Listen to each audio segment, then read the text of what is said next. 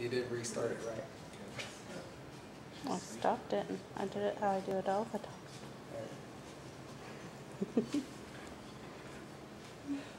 Very engaged audience. Wait, or you guys pointed at yourself? Oh.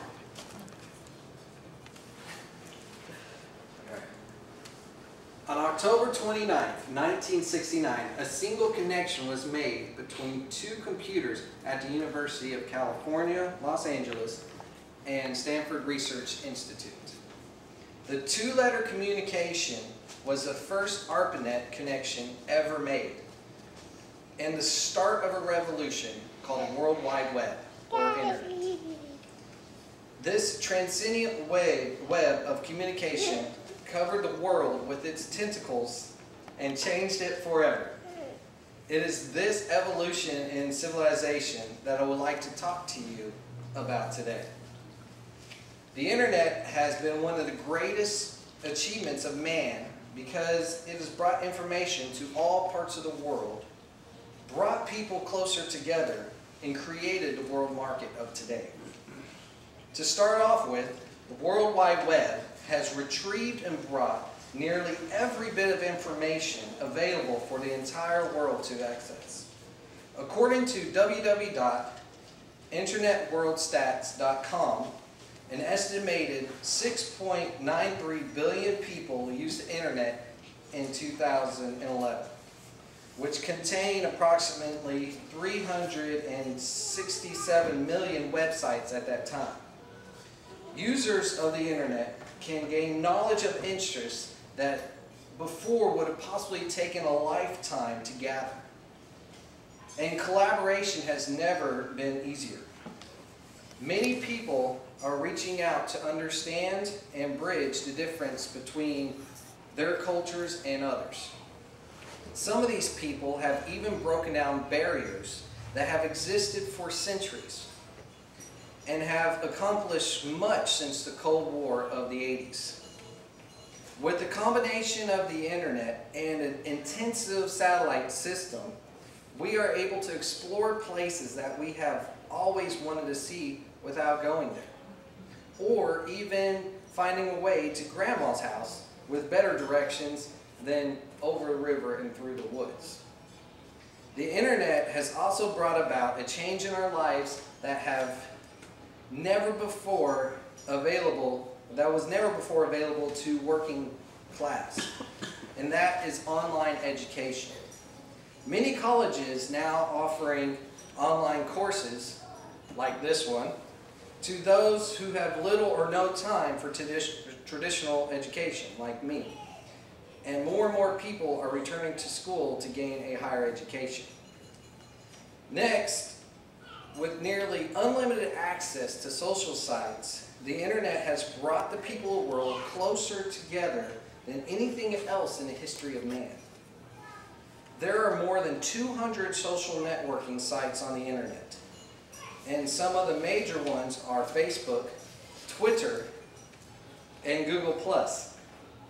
These networks have amassed millions in users. In fact, Facebook has over 640 million users subscribed. Friends and families are communicating from across the world as if they're right next to one another. And when before a message could have taken weeks to receive, it's now but a second. Some of these sites even allow you to create events to announce things like weddings and family reunions. The fascination with these social sites have created followings for people, in which one would ascribe to a person's page and read about that person's daily events and thoughts, though some people might consider waking up or going to the restroom a big ordeal. Another phenomenon created by the social networks is online dating. And there seems to be a site for everyone interested, from Christian singles to old people.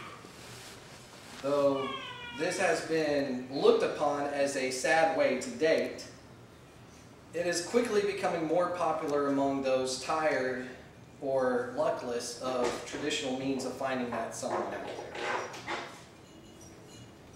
Finally, with every part of the world online, the world market has never been stronger than it is today, nor has it been so fragile.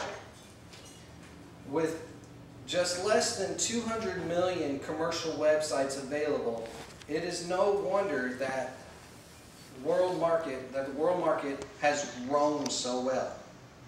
At the beginning of civilization, when the world market was just starting to emerge, the only way to acquire any item that wasn't made locally was from a traveling merchant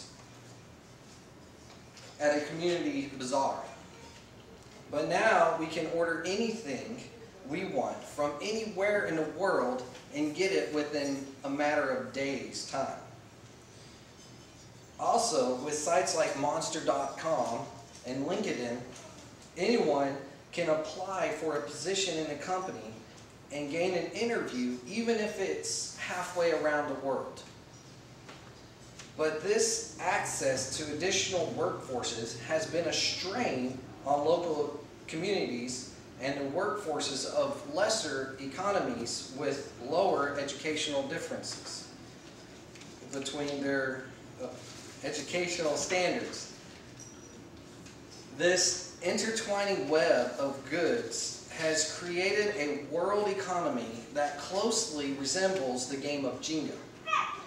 And the collapse of one nation's economy could cause the collapse and the devastation of another.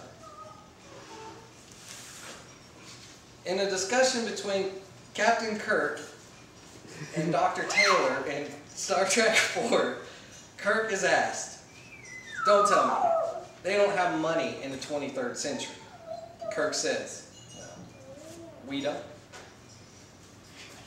To conclude, the internet is a marvel of the modern world, or even the creator of the modern world. So the next time using your computer to research a paper for school, text messaging a friend in another time zone, or buying a new book online, take the time to thank the men and women who made this possible.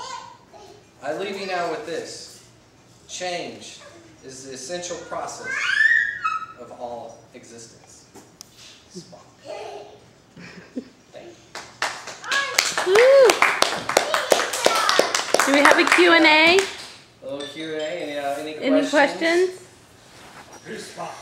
Who's Spock? Spock. Who is Spock? Why, he was the science officer and once in a while first in command and also even the captain of the Enterprise. Why would something a fantasy person say be relevant in the real world? Well, Fantasy. it's just an idea of what the future could be like. But a lot of our science has been based on ideas coming from Star Trek. And one would even say that Gene Roddenberry was a idealist in itself, our modern idealist. You said a lot of good things about the internet. Is there any bad things, negative things about the internet? Well, of course, one of them, the main thing to point it out is that it's created a very intertwining economic system that is so fragile that even one little mishap somewhere else in the world will affect millions elsewhere. So yeah, there is some bad things, but there's also other bad things that have happened with it. Of course, we have identity theft and hacking that has become part of it all, but it also has created a newer type of law enforcement, which is your internet forensics departments. Internet crime, there we go. Cyber crime. Cool. All right. Anything We're else? done? Anybody else?